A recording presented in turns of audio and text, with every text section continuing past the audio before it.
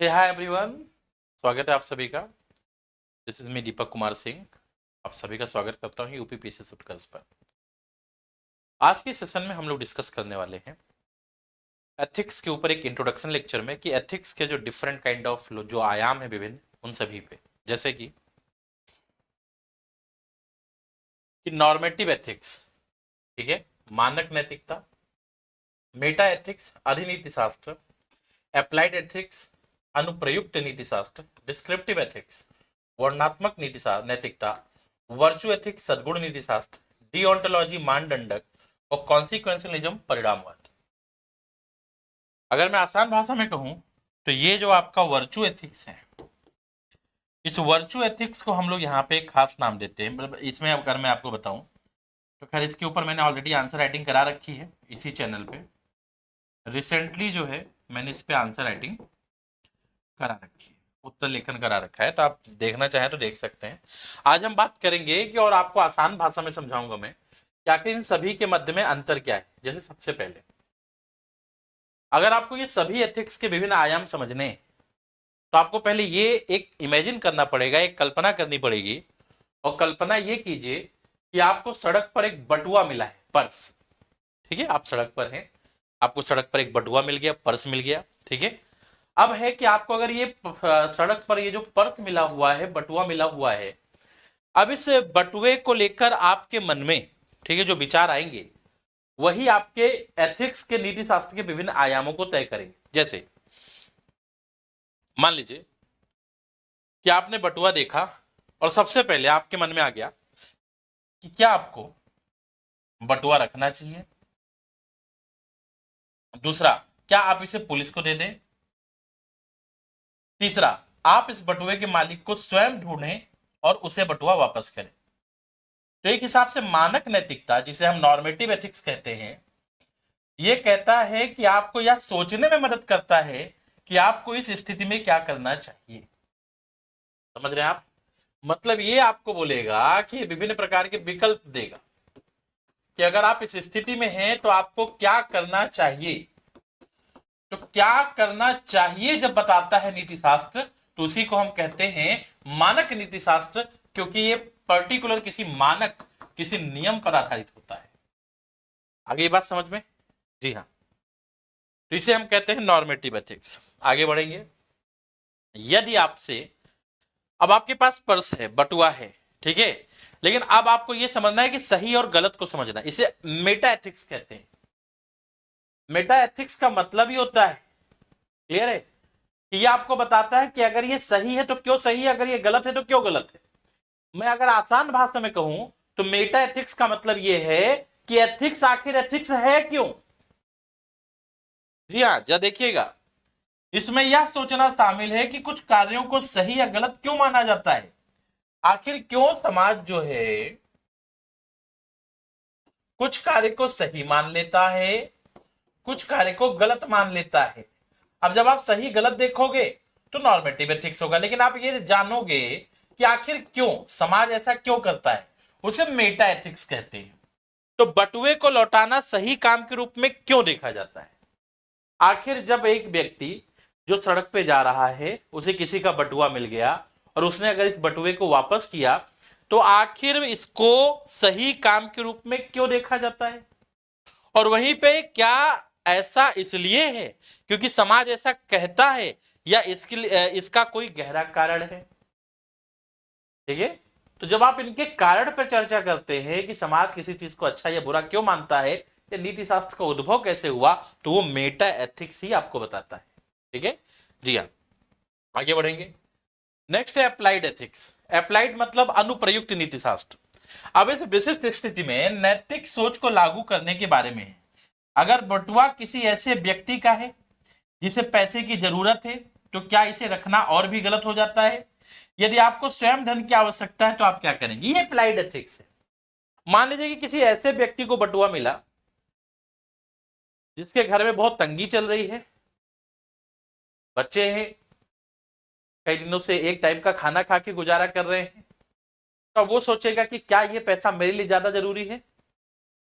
वैसे तो हर जगह लोग अप्लाइड लगा लेते हैं, कहीं मिल जाता है पैसा, कहते हैं सब ऊपर वाले की मर्जी है, लाओ भाई साहब, थैंक यू सो मच। लेकिन इन बिटवीन अब आपको ये सोचना पड़े कि क्या जिसका बटुआ है, क्या वो कहीं हॉस्पिटल जा रहा था, या ये पैसे बहुत जरूरी हैं उसके लिए, कहीं वो पैसा उसको ना मिले तो उसके ऊपर किस प्रकार का प्रभाव पड़ेगा। तो अप्लाइड एथिक्स जो है प्रैक्टिकल लेवल पे सोचता है। इसमें जरूरी नहीं है कि आप हमेशा बटिया बटुआ लौटाओगे, ये डिपेंड करता है सिचुएशन पे, प्रैक्टिकल पे। तो उसे हम लोग कहते हैं अप्लाइड एथिक्स। आगे देखेंगे, नेक्स्ट है डिस्क्रिप्टिव एथिक्स। डिस्क्रिप्टिव एथिक्स को हम कहते हैं वर्णनात्मक नैतिकता। ये क्रियाओं का अवलोकन करता है। जैसे अब देखिए, अब ये व्यक्ति बैठा हुआ, ये बच्चा बैठा हुआ है मान लीजिए, इसने सोचा कि अगर मैंने बटुआ लौटा दिया, तो अब ये देखिएगा डिस्क्रिप्टिव मतलब वर्णन करेगा। इसमें यह देखा जाएगा कि बटुआ मिलने पर ज्यादातर लोग वास्तव में क्या करते हैं। नॉर्मली अगर आप सोचो ना, कभी कभी सोचते हो कि और लोग क्या करेंगे अगर उनको 500 रुपए गिरा मिल जाए या किसी का पर्स मिल जाए, तो क्या अधिकांश लोग इसे वापस करने का प्रयास करते हैं या वे इसे अपने पास रखते हैं। जब आप इस तरह की चीजें सोचते हो, डिस्क्रिप्टिव सोचते हो, यह आपको यह नहीं बताता कि आपको क्या करना चाहिए, बल्कि यह दर्शाता है कि आमतौर पे लोग क्या करते हैं। ठीक है, तो लोग क्या करते हैं, ठीक है। हाँ, जब हम समाज के द्वारा कि समाज के लोग या समाज क्या करता है इस सिचुएशन में, और तब डिसीजन लेते हैं, उसे डिस्क्रिप्टिव एथिक्स कहते हैं। ठीक है, इसे कहते हैं वर्णनात्मक नैतिकता। अगला एथिक्स आता है वर्चू एथिक्स। वर्चू एथिक्स कहता है कि देखो भाई, एक अच्छा इंसान बनना, ये मैंने अभी अरिस्टोटल अरस्तु पे आपको बताया था, अरस्तु का कंसेप्ट है।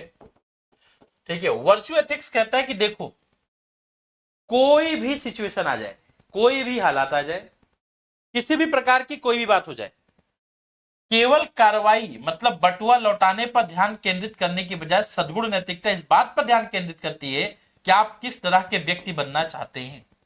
क्या आप ऐसे व्यक्ति हैं जो ईमानदार और देखभाल करने वाले हैं, तो यदि हाँ, तो उस प्रकार से आप जो है ये बटुआ वापस करेंगे। जैसे मान लीजिए कि अगर आपके अंदर नैतिकता है, तो भले ही आपको पैसे की कितनी आवश्यकता है, भले ही आपको मान लीजिए कि हॉस्पिटल में जाके इलाज ही अपना कराना है, लेकिन अगर बटुआ मिला है, आपके अंदर नैतिकता है, आपके अंदर वर्चू है, सद्गुण है, तो यदि आपके अंदर सद्गुणों का विकास हो रखा है, तो आप वो बटुआ अपने पास तो नहीं रखेंगे, आप वो बटुआ वापस करेंगे। क्लियर है, क्योंकि वर्चू एथिक्स मानता है कि एक अच्छा इंसान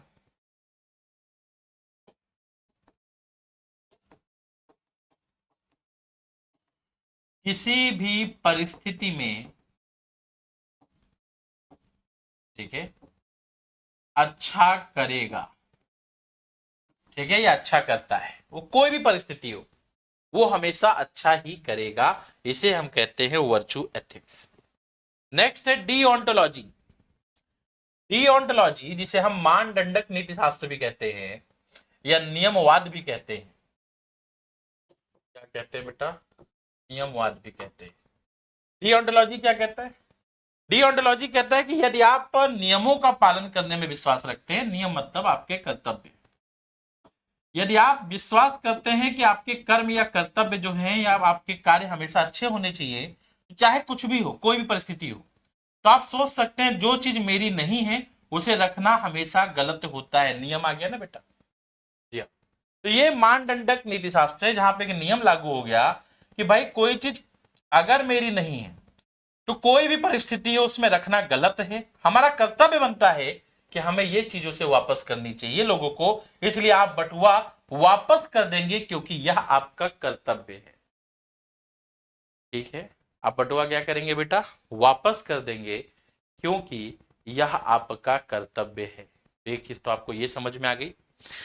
आगे बढ़ेंगे, आता है कॉन्सिक्वेंशनलिज्म, परिणामवाद। ये कहता है कि यहां आप अपने कार्यों के परिणामों के बारे में सोचेंगे। यदि बटुआ लौटाने से, ठीक है, मालिक को सबसे अधिक खुशी मिलेगी तो आपको यही कदम उठाना चाहिए। मतलब याद रखिएगा, ये जो है डिओंटोलॉजी, ये कहता है, देखो हमारे यहां पे आपने देखा होगा दो शब्द है, एक शब्द है आपका साध्य और एक है साधन। ठीक है, एक शब्द है साध्य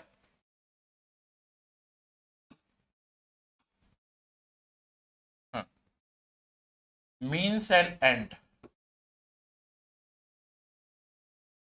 ठीक है, मीन्स एंड एंड्स, साधन साध्य। जब यह सोचते हो कि कार्य परिणाम कुछ भी हो, ठीक है, परिणाम कुछ भी हो, साधन पवित्र होना चाहिए, साधन पवित्र होना चाहिए, तो इसे हम डीओंटोलॉजी कहते हैं, नियमवाद। जो कहता है कि साधन मतलब हमारा तरीका सही हो, जैसे गांधी जी आजादी मिलने के लिए अहिंसा का मार्ग ही उचित होगा। और दूसरा कहते हैं कि साधन कुछ भी हो, कुछ भी हो, ठीक है, साध्य पवित्र होना चाहिए, ठीक है,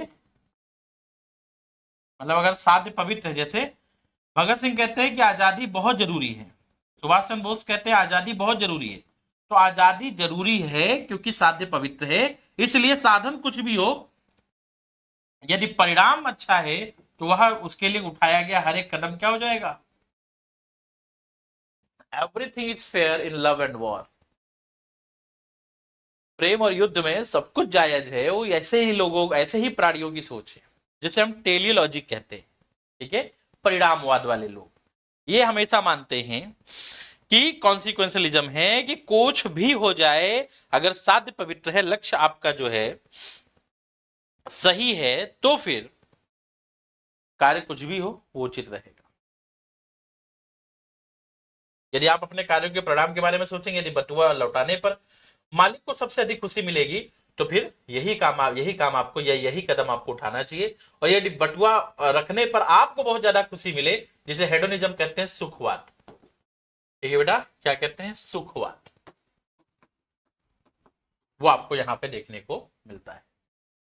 आई होप सो अभी तक हम लोगों ने जितने पॉइंट डिस्कस किए, आपको ये सारे पॉइंट डिस्कस हो गए, ठीक है, और एक बेसिक जो है मैं ऐसे ही बस एक इंट्रो टाइप में आपको दिया ताकि आपको एक बेसिक समझ में आ जाए, क्लियर है, और चीज़ें क्लियर हो जाए। तो जैसा कि आप सभी जानते हैं, यूपीपीसीएस के सभी ऑनलाइन कोर्सेज पे अभी 3 दिसंबर तक 90% अप टू 90% डिस्काउंट है, 10% एक्स्ट्रा डिस्काउंट है अगर आप प्राइम कोर्स लेते हैं, और अगर आप कोर्स की वैधता बढ़ाते हैं तो वहां पे भी एक्स्ट्रा 10% ऑफ आपको मिलेगा। यूपीपीसीएस फाउंडेशन बैच जो है स्टैंडर्ड प्राइस 10,000 है, प्राइम 18,500 है। यूपीपीसीएस फाउंडेशन बैच में अर्जुन 4.0 जो है वो लाइव फ्रॉम स्टूडियो जो है 20,000 का था, अभी 5,000 में आपको अवेलेबल है।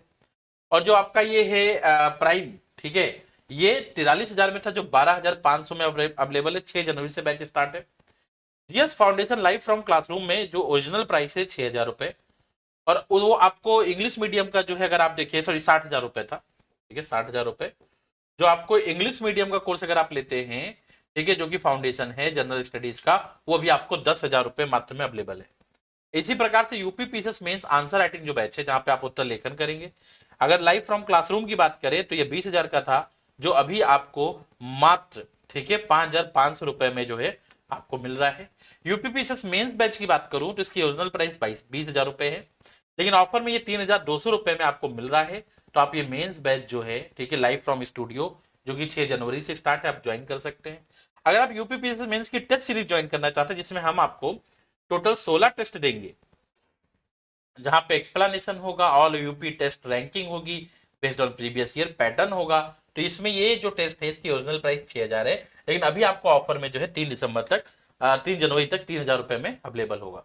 यूपीपीसीएस आरओ का फाउंडेशन बैच जो लाइव फ्रॉम क्लासरूम है वो 13,000 रुपए प्राइस है, और जो ऑफर प्राइस में आपको 3,000 का यहाँ पे अवेलेबल हो रहा है। इसी प्रकार से यूपीपीएससी और यूपीएससी, अगर आप यूपीएससी के साथ में यूपी स्पेशल करना चाहते हैं, मेगा फाउंडेशन बैच है, तो ये आप देखेंगे 40,000 जो अभी आपको केवल कितने में मिल रहा है, 9,000 रुपए में अवेलेबल है। इसी प्रकार से अगर यूपी पीएससी और यूपीएससी प्रीलिम्स का बैच लेना चाहते हैं, ओनली फॉर प्रीलिम्स, तो आपको ये 30,000 की जगह 5,000 रुपए में अवेलेबल है, ठीक है। बैचों में अगर आप देखेंगे लाइव और रिकॉर्डेड क्लासरूम पैनल पीडीएफ, ई नोट, आस्क डाउट, ठीक है, अगर आप देखेंगे तो पर डे क्रिएट टेस्ट, ठीक है, और साथ ही साथ 500 प्लस घंटों की क्लासेज, ये सभी बेनिफिट अलग अलग बैच के हैं, और हमने बहुत सारे बेनिफिट आपको यहाँ पे क्या किए हैं, उपलब्ध कराए, ठीक है। तो जुड़िए आप उत्कर्ष के साथ और करिए अपने सपने को साकार। जल्द मिलेंगे अगले सेशन में। अभी के लिए बस नहीं। Thank you so much for watching this session. Bye bye, take care. जय हिंद, जय भारत।